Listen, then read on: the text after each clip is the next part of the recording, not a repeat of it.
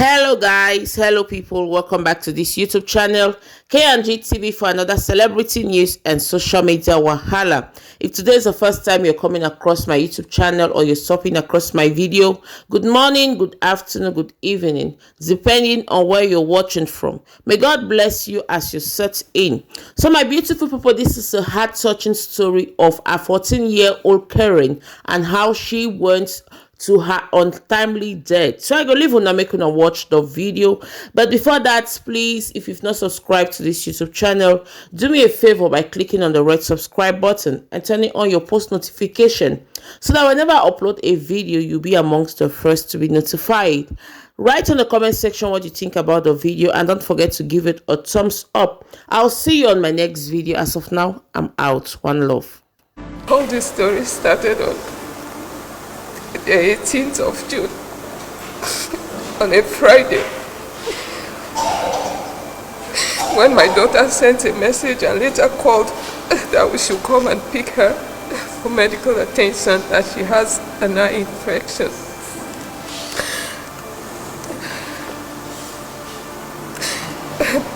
But the teacher, she used her phone, said she will be in trouble if I come on Friday.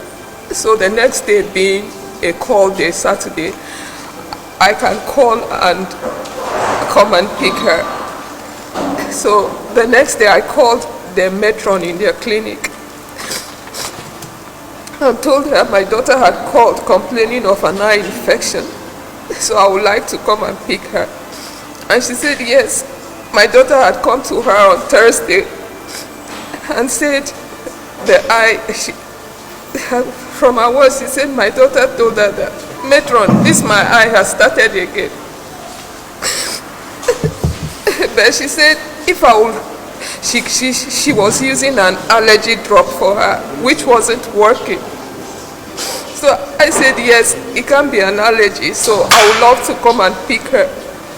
But she said if I bring her home, on her return, she'll be kept in isolation for 7 days without going to school or mixing up with her classmates or schoolmates.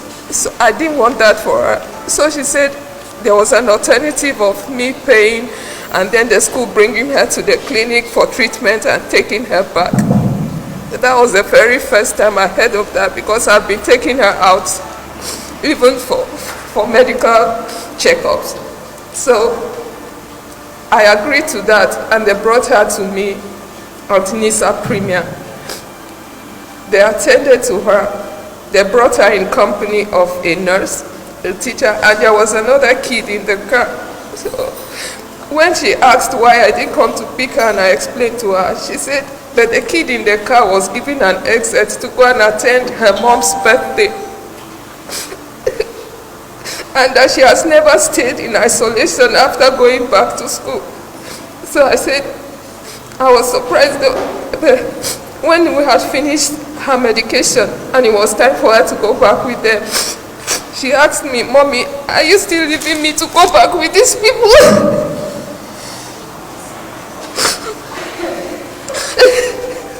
So I told her that she shouldn't worry. She should go and get her things together.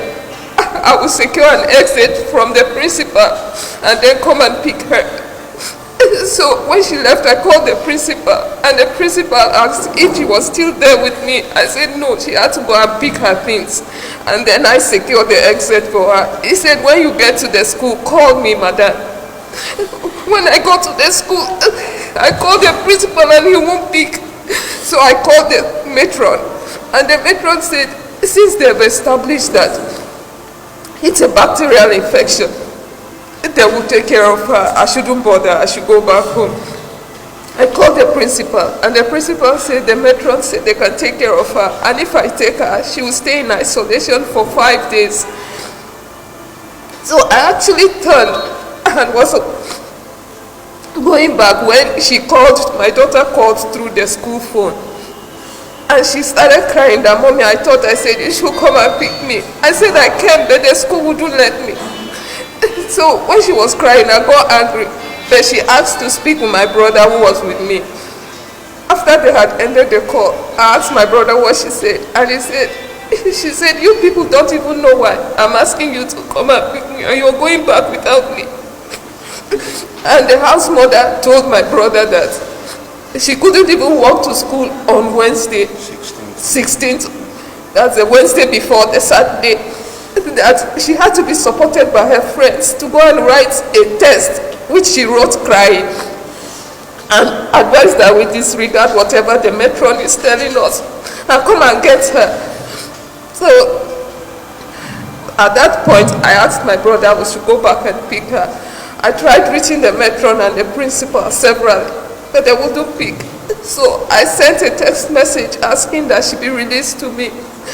At the time I got to the school, I went to the security post and asked to talk to the principal. So the security man called the principal. When he asked him who was there, and he said I was the one. I don't know what they discussed, but he shifted away from me. When he came back after their discussion, I asked him what he said. He just said, I don't understand what he was saying. So I was there for a long time, from 1:30 to, for a long time. I kept on calling. And none of them would pick. So, but later the matron now called and said, Madam, I'm just seeing your message. You still want to take your daughter? I said, yes, I do. So she said, okay, I'll talk to the principal to arrange an exit for her. After about 30 minutes, I called the principal twice. He wouldn't pick, so I used my second line. I called him. When he picked, he said, Madam, you don't want me to rest today? I said, I'm sorry, I just want to take my daughter. He said, I'll soon release her to you. It took another 30 minutes. Then the security man came to me and gave me the phone. He said, she's coming out now. When she came out, my daughter had her hand over her face. And then she went and stood by the wall. When I wanted to take her, the security insisted I must provide my ID card for them to snap before I can take her. And that was the very first time they were asking for that, because I had 2 other children there and I've been picking them. So I gave them the ID card, they snapped, and I took my daughter home. Immediately we got home, she wouldn't eat. She just went and switched off all the lights and laid there. So I thought she was just angry that I wouldn't come and pick her when she asked.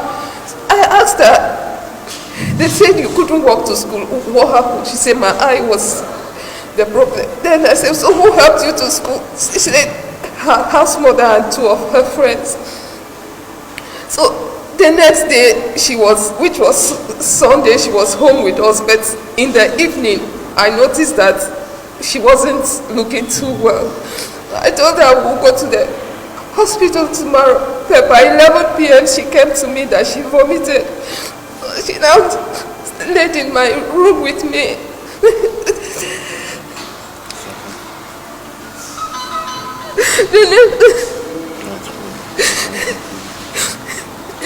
The next day, early in the morning, I noticed she asked for water, and her movements, I noticed she wasn't coordinating as that. So I rushed her to the clinic. When we got there, in the process of giving her drip, they said because she was too weak, they had to insert a catheter in her. In the process, they saw a discharge. They tested that and found that it was condom. And then when they tested the urine, they said it contained dead spermatozoa. And then throughout her stay, even though she was in a semi-conscious state, she was fighting and shouting, please, just let me go and pee.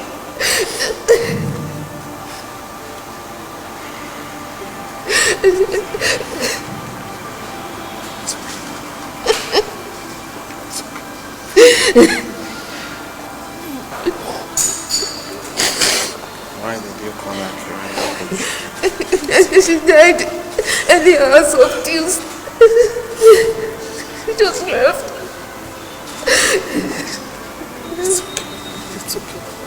Prior to the death of Keren-Happuch, it was alleged that she had a discussion with her classmates on what she feared most.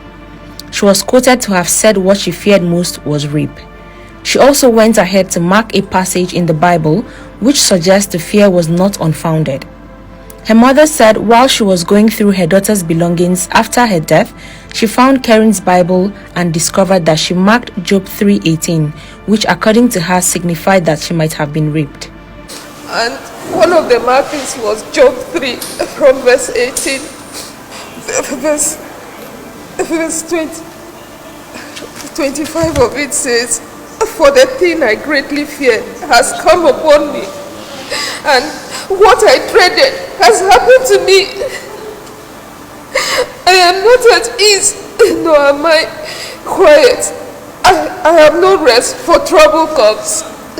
Also, the leader of the Coalition of Gender-Based Violence Responders, Lemi Ugegbe, who is currently handling the case, said the police have been biased in investigating the case, adding that the autopsy result of late Keren was seized by the Nigerian Police Command in Abuja. But when civil society says we want to talk about Keren, the FCT Police Command decides to clamp down on us, wanting to stop the rally where we wanted to talk about justice for Keren, coming after me, going to harass my family and threaten our existence because they do not want to. Is the FCT Police Command the public relations officer of Premier Academy? A mother lost her daughter. The mother paid all the medical bills before the daughter died. Medical report comes out and police holds onto the medical report tenaciously, not a copy given to a mother. A mother does not have an official explanation for the death of her child.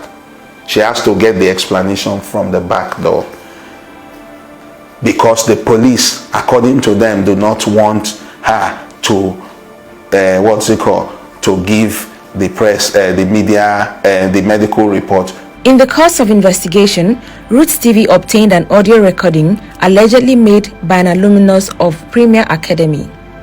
The ex-student who pleaded anonymity made claims suggesting that Keren-Happuch'S case might not be an isolated incident, as several others might have been addressed in-house in the past. Hi, good morning. So I would rather express myself through a voice note. First of all, I'm so sorry about the death of this poor little girl. She didn't have to die. I feel like I kind of feel guilty. I don't even know why. For some reason, I haven't been able to concentrate since I read about this because honestly, like I said, I'm an ex-student, and since I was in Premier, while I was in Premier, honestly, there was a problem of pedophiles.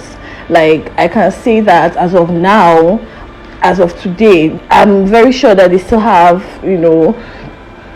3 known pedophiles in the school. I think one of them is even like head of house school, house within it. I can't remember, but one of them is like he was promoted.